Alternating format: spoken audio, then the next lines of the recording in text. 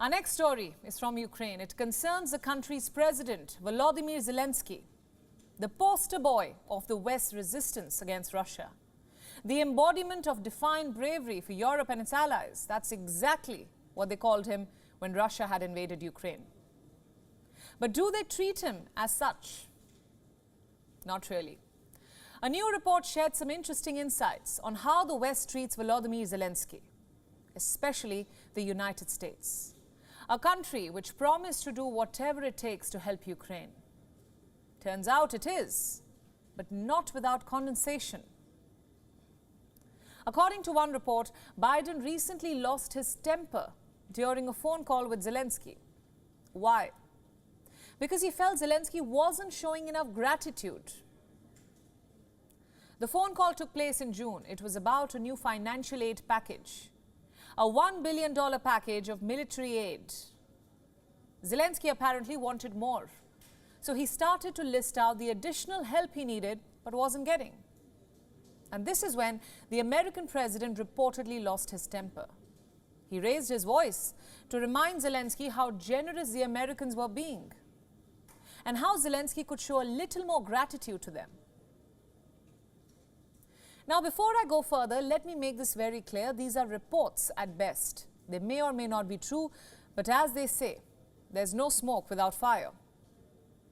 So what this supposed clash reflects is a kind of pressure that the US president is currently under for sending billions of dollars to Ukraine at the expense of the American taxpayer.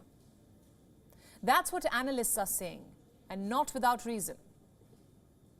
Look at the headline on your screen now. Biden is facing incredible resistance from both Republicans and Democrats on congressional support to Ukraine.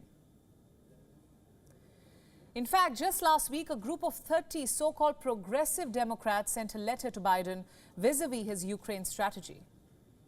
They asked him to pursue direct engagement with Russia and stop spending enormous amounts of money to keep the war going. Allow me now to quote their statement.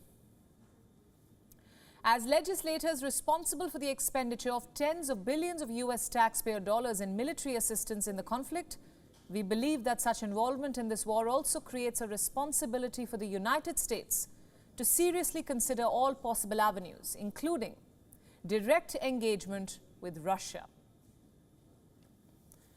That's not all. When the US State Department was asked to comment on the matter, this is what its spokesperson said. I'm quoting again. Right now, we have heard from Ukrainian partners repeatedly that this war will only end through diplomacy and dialogue. So what does this tell you?